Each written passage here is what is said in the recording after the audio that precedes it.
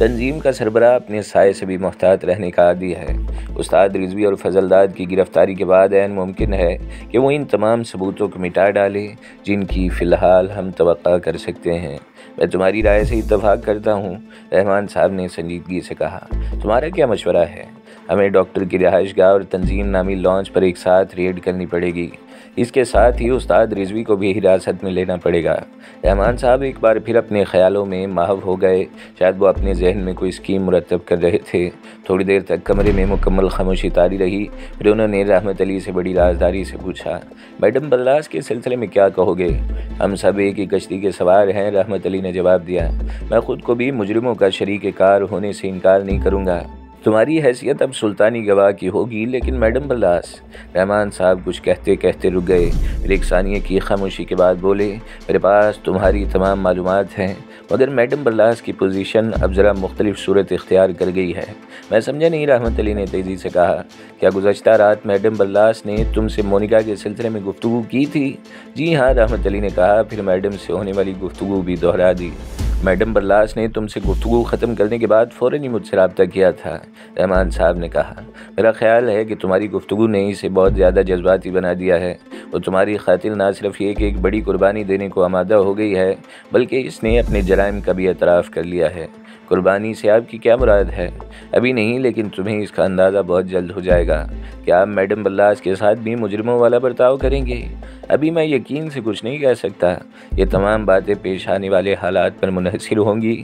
ویسے میں کوشش کروں گا کہ تم دونوں ہی کو بطور سلطانی گواہ قانون کے سامنے پیش کیا جائے، رحمان صاحب نے کہا، پھر تیزی سے بولے، لیکن میری ایک بات کا سختی سے خیال رکھنا، تم ان باتوں کا تذکرہ کسی سے بھی نہیں کرو گے، ورنہ بنا بنایا کھیل چوپٹ ہو سکتا ہے، اور اگر ایک بار بساط پلٹ گئی تو پھر مجرم کا ہمارے جال میں پھنسنا بہت مشکل ہو جائے گا۔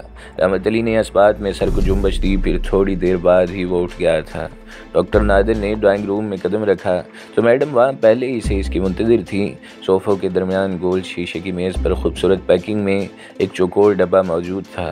ڈاکٹر نے ایک سرسری نظر اس ڈبے پر ڈالی جو بظاہر کوئی گفٹ پیک لگ رہا تھا، پھر میڈم سے بولا، آئی ایم سوری، دراصل آپ جس وقت تشریف لائیں اس وقت میں نہا رہا تھا، آپ کو میرے انتظار میں زحمت کرنا پڑی۔ پھر وہ دونوں صوفوں پر آمنے سامنے بیٹھ گئے تو میڈم نے کہا، مشہور و معروف ڈاکٹر اور سرجن اسی انداز میں مریضوں کو انتظار کراتے ہیں، لیکن کلینک پر گھر پر نہیں، ڈاکٹر نے مسکراتے ہوئے جواب دیا۔ اس وقت آپ میری مریضہ نہیں بلکہ مہمان ہیں۔ آپ نے یہ نہیں پوچھا کہ میں اس وقت کس مقصد سے آئی ہوں، میڈم بلاس نے اپنی دستی گھڑی پر نظر ڈالتے ہوئے کہا۔ آپ کا اپنا گھر ہے، جب چاہیں بڑے شوق سے تشریف لا سکتی ہیں، ڈاکٹر نے بڑی خوش اخلاقی کا مظاہرہ کیا۔ اور اگر میں مستقل یہی ڈیرا جما لوں، میڈم نے معنی خیز انداز میں کہا، میں اسے اپنی خوش قسمتی سمجھوں گا۔ جانتے ہیں آپ اس وقت میں کیوں آئی ہوں؟ میں ڈاکٹر ہوں، کوئی نجومی نہیں ہوں جو کسی کے دل کا بھید جان سکوں، ڈاکٹر نادر نے میڈم کی آنکھوں میں جھانکتے ہوئے کہا۔ آج میں خود کو مکمل طور پر صحت مند محسوس کر رہی ہوں، اس لیے میں نے سوچا کہ کیوں نہ صحت کی بحالی آپ کے ساتھ سیلیبریٹ کروں۔ Y not? ڈاکٹر نے بے تکلفی سے کہا، پھر گفٹ پیک کی طرف اشارہ کرتے ہوئے بولا، یہ زحمت آپ نے غالباً اسی جشن صحت کے لیے کی ہے۔ جی نہیں، میڈم نے خاص ادا سے کہا، یہ تحفہ ایک مریضہ کی طرف سے ایک مسیحا کے لیے ہے، گویا آپ مجھے شرمندہ کرنے کا ارادہ کر کے آئی ہیں، یہی سمجھ لیں۔ میڈم نے ایک بار پھر اپنی دستی گھڑی کو دیکھا، پھر پہلو بدل کر سنجیدگی سے بولی، ڈاکٹر، ایک بار آپ نے میری جانب دوستی کا ہاتھ بڑھایا تھا، آج میں آپ کی طرف دوستی کا ہاتھ بڑھانے آئی ہوں۔ میں سمجھا نہیں، ڈاکٹر نے حیرت سے دریافت کیا، لیکن اس کا چہرہ اندرونی جذبات کی ترجمانی سے یکسراری تھا۔ میرا خیال ہے کہ زاہد خان کے بعد اب ہمارے راستے کے تمام کانٹے نکل چکے ہیں، میڈم بدستور سنجیدگی سے بولی۔ ہمارا گٹھ جوڑ ہم دونوں ہی کے لیے بہت کارآمد اور فائدہ مند ثابت ہوگا۔ میں سمجھا نہیں، اس بار ڈاکٹر محض ایک لمحے کے لیے چونکا تھا۔ اب ان باتوں سے کوئی فائدہ نہیں ڈاکٹر، آپ کیا ہیں یہ میں خوب جانتی ہوں۔ مطلب؟ ڈاکٹر نے سنجیدگی سے وضاحت چاہی۔ میرا خیال ہے کہ ہمیں تفصیل میں جا کر وقت برباد کرنے کی بجائے یہ طے کر لینا چاہیے کہ پروفٹ پر ڈسٹریبیوشن کس ریٹ سے ہوگا۔ آئی ایم سوری، میں اب بھی آپ کا مطلب نہیں سمجھا۔ تم شاید بھول رہے ہو ڈاکٹر کہ میں بھی اسی راستے کی مسافر ہوں جس پر تم چل رہے ہو۔ فرق صرف یہ ہے کہ میں کھل کر ہر کام کرنے کی عادی ہوں، جبکہ تم نے اپنی شخصیت پر ایک نادیدہ پراسرار شخصیت کا خول چڑھا رکھا ہے۔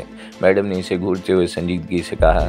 پراسرار تنظیم کا دور اندیش سربراہ، جس نے قانون کو دھوکہ دینے کی خاطر دہشت گردی کا مظاہرہ کیا، ہزاروں افراد کے خون سے اپنے ہاتھ رنگے اور خود اپنی بیٹی کو اغوا کرا کے قانون کی نگاہوں میں اس لیے دھول جھونکنے کی کامیاب کوشش کی کہ قانون کے محافظ تمہاری شخصیت کو شبہ سے بالا تر سمجھے اور تم آسانی سے اپنا کام جاری رکھ سکو۔ لیکن مونیکا کو موت کے گھاٹ اتار کر تم نے کسی عقل مندی کا ثبوت نہیں دیا۔ تم اچھی طرح جانتے ہو کہ وہ میری دست راست تھی۔ میڈم برلاس، ڈاکٹر کے اعصاب میں یکلخت تناؤ پیدا ہو گیا۔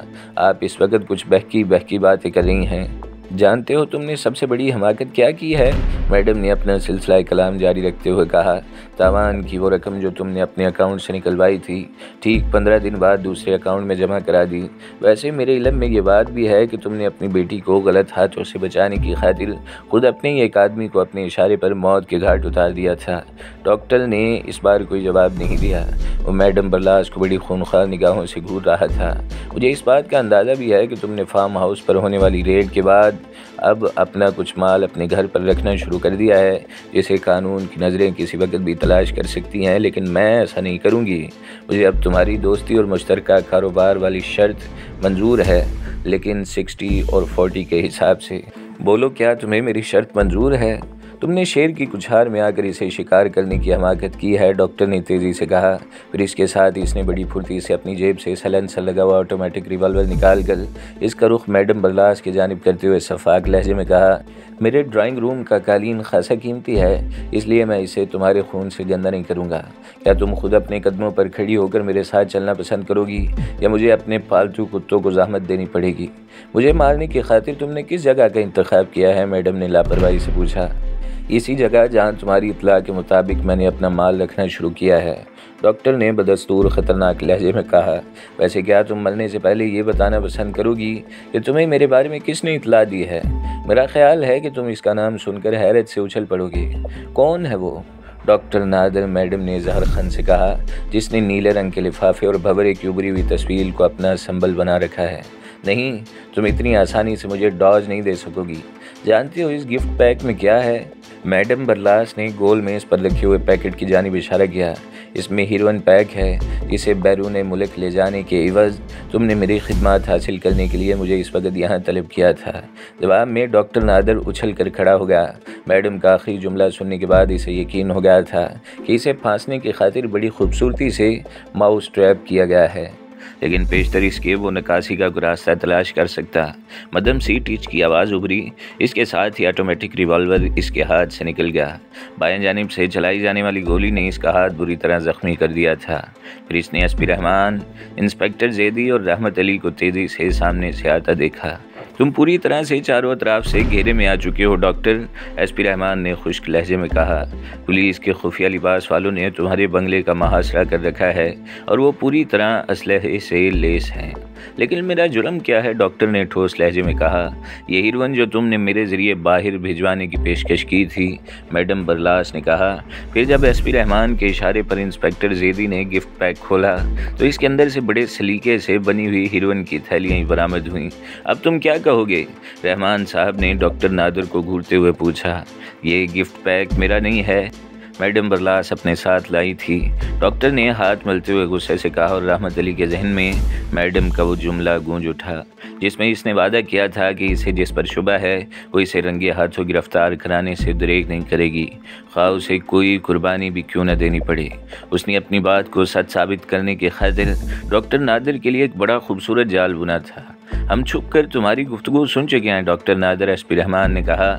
مجھے یقین ہے کہ تمہارے بنگلے کی تلاشی لینے کے بعد تمہاری شخصیت بھی ضرور بے نقاب ہو جائے گی، اور پھر ہوا بھی وہی تھا جس کا اندازہ لگایا گیا تھا۔ ڈاکٹر کی کوٹھی والے حصے سے کچھ برآمد نہ ہو سکا، لیکن اس کے گیراج سے، جس میں 2 ٹرک بیک وقت پارک ہو سکتے تھے اور جس کے نیچے اتنے بڑے رقبے کا گودام بنا ہوا تھا، بڑی مقدار میں ہیروئن، اعلیٰ قسم کی چرس اور بیرونی کرنسی برآمد ہوئی۔ گودام کے اندر بنی ہوئی الماری سے نیلے رنگ کے ایسے لفافے اور لیٹر ہیڈ بھی برآمد ہوئے جن پر بھنورے کی ابری ہوئی تصویر بنی تھی، جو پراسرار تنظیم کے سربراہ کا ٹریڈ مارک تھا۔ ڈاکٹر نادر نے شروع میں گھر کی تلاشی لینے کے سلسلے میں خاصا باویلا مچایا، لیکن پھر ناجائز تجارت کے ساز و سامان کے برآمد ہونے کے بعد وہ سمندر کی جھاگ کی طرح بیٹھ گیا تھا۔ گیراج کے جس زمین دوز حصے سے چیزیں برآمد ہوئی تھیں، اس کا ایک دروازہ ڈاکٹر کے ریڈنگ روم میں بھی کھلتا تھا۔ طریقہ کار نہایت سادہ مگر سائنٹیفک تھا۔ جن ٹرکوں میں سامان آتا جاتا تھا، ان پر زندگی بچانے والی ادویات کے بڑے بڑے اشتہار ہوتے۔ ٹرک کو گیراج میں پارک کر کے باہر سے بند کر دیا جاتا تھا۔ پھر ڈاکٹر کے اعتماد کے خاص افراد ٹرکوں سے یہ سامان اتار کر اندر ہی اندر زمین دوز حصے میں منتقل کر دیتے اور کسی کو کانوں کان خبر بھی نہیں ہوتی۔ ازاں بعد اسی مال کو بیرونی منڈیوں میں بھاری قیمت پر فروخت کر دیا جاتا۔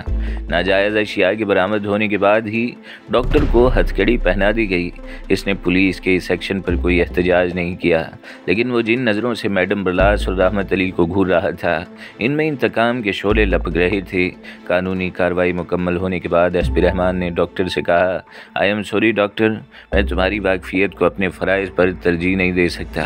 تمہیں ہر قیمت پر اپنے کیے کی کڑی سزا بھگتنی پڑے گی۔